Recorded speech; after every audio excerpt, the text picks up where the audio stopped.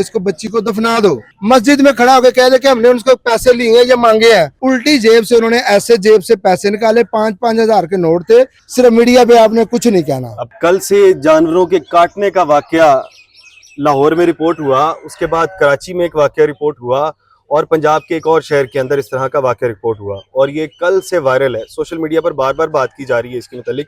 कल जब हम यहाँ पर आए तो हमें मना किया गया, स्टार्ट में जब हमने वीडियोस बनाना शुरू की तो हमें मना किया गया कि आप अपने चैनल पर ना लेकर आए इसे। इवन कुछ लोग आए और उन्होंने हमसे बदतमीजी भी की, लेकिन हमने इंटरव्यू अपना स्टार्ट कर दिया। लेकिन उसके बाद फर्क आया, कुछ लोग इनके पास आए, उन्होंने इमदाद की कोशिश की। इमदाद से यकीनन तौर पर जो बच्ची है वो वापस नहीं आ सकती है, लेकिन कुछ ना कुछ फैमिली को आसरा हो जाता है क्योंकि बड़ा बंदा उसके साथ आके खड़ा हुआ है, जिसमें अता तारड़ साहब हैं, उनकी वालदा आई हैं, इनको बड़ी मुदावा है और भी बहुत से लोग आ रहे हैं।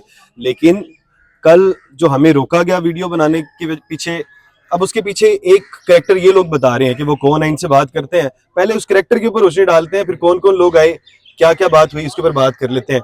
भजन, वो जो कैरेक्टर जो आप बता रहे थे जिसने 1 लाख रुपए आपको ऑफर की थी, वो कौन था?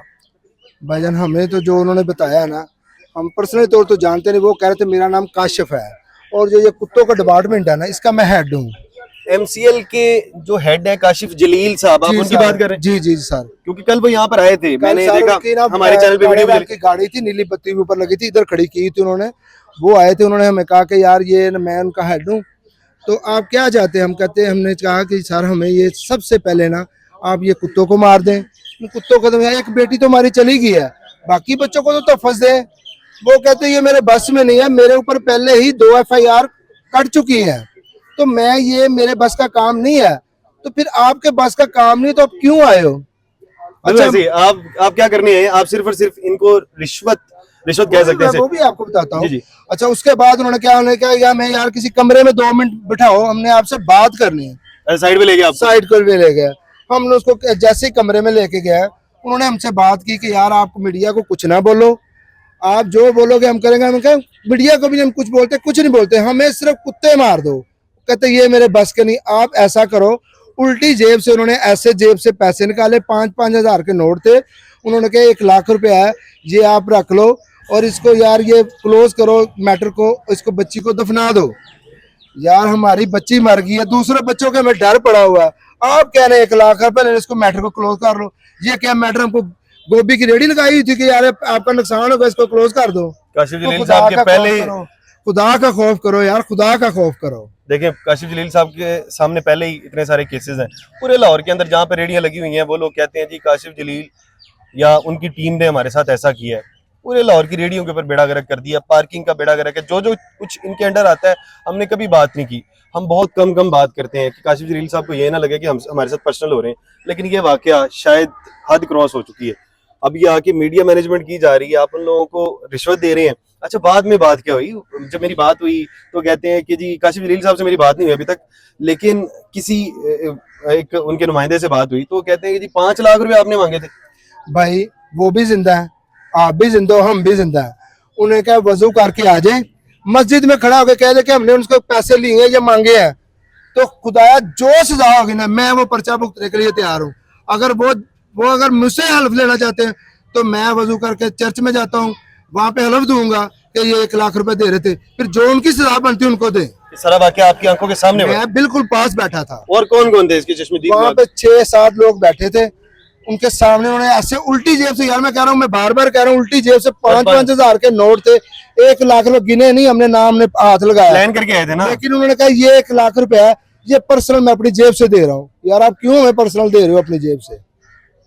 सिर्फ मीडिया पे आपने कुछ नहीं कहना। अपनी नाअहली छुपाने के लिए देंगे आपको? हाँ, वो इसीलिए है कि ये मीडिया के सामने बोलेंगे और वो हमारी जो नौकरियां हैं, शाही खर्चे मिल रहे हैं, वो बंद ना हो जाए, इसलिए इनका 1 लाख रुपए देके मुंह बंद कर दे ताकि ये मीडिया को बोल नहीं सके कुछ। चलें, एक तो ये काला किरदार था, लेकिन इसमें कुछ उजले किरदार भी सामने आए जिनको हमने पहले तो तमाम लोगों को टारगेट किया इसी तरह से, लेकिन AC मॉडल टाउन का नाम आया। मेरी उनसे बात हुई, मैंने कहा समी भाई आप तो बड़े अच्छे आदमी हैं, आपने क्या इनको 1 लाख रुपए की ऑफर की थी? कल तक जब तक क्लियर नहीं था तो उन्होंने कहा नहीं, मैंने कोई 1 लाख रुपए की ऑफर नहीं की, लेकिन हाँ मैंने ये ज़रूर कहा था अगर आपको कुछ हेल्प चाहिए तो हम ज़रूर कर देंगे, लेकिन समी साहब ने सारा अपना मौक़िफ़ दे दिया। जबकि दूसरी जानिब और लोगों से बात हुई तो उन्होंने यही बात की। समी साहब तो बहरहाल उसमें नहीं थे, लेकिन आज अता तारड़ साहब, उनकी वालदा और पाकिस्तान मुस्लिम लीग नून से ताल्लुक़ रखने वाले बहुत से MP MNAs इनके पास तशरीफ़ लेकर आ रहे हैं। भाईजान अस्सलाम वालेकुम, ये वालिद हैं बच्ची के, इनसे बात करते हैं। भाईजान अस्सलाम वालेकुम।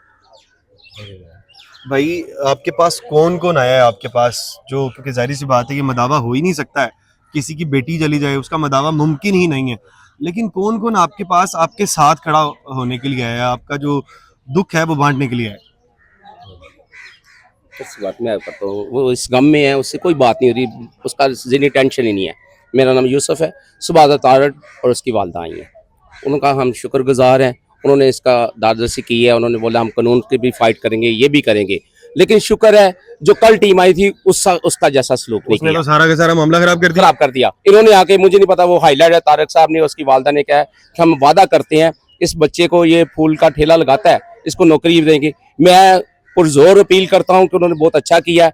मेरी उनके दरख्वास्त में उनका शुक्र, मरियम बाजी का शुक्रगुजार हूँ कि खुदाया चलो छोटे बच्चे, ये गरीब है, ठेले से बच के अपनी नौकरी उनको दे दें, यही दादरसी हो जाए ताकि सारी में अपने बच्चों को ना पाल सके। वो वादा करके गए कि इसको नौकरी भी देंगे, ये बहुत अच्छा करके गए। नौकरी या इसके अलावा कुछ पैसे भी देके गए आप? हाँ जी, पैसे भी देके गए।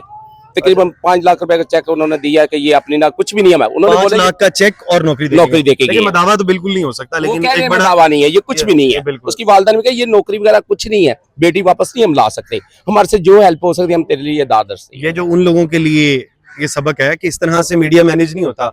आप उनके पास कल आते और उनका मदावा कर देते, कल ही उनके जख्मों के ऊपर मरहम लगा देते, तो ये बात यहाँ तक की ना आती। अब ये देखें, अता तारड़ साहब की वालदा, अक्सर हम उनके साथ नजर आते हैं। अब वो आके ये नहीं कह के गए कि आपने मीडिया के सामने नहीं आना तो 5 लाख आपको दे रहे हैं, रिश्वत नहीं दी जा रही, मीडिया मैनेजमेंट नहीं की जा रही।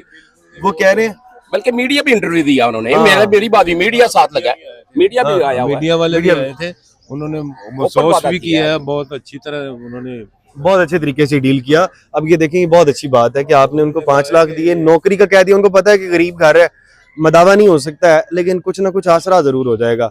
बाकी बहरहाल इसके बाद फैमिली को जो हौसला है पहले की निस्बत ज्यादा हो गया, लेकिन अगर कल के हालात देखें तो फैमिली में गम मजीद बढ़ गया था।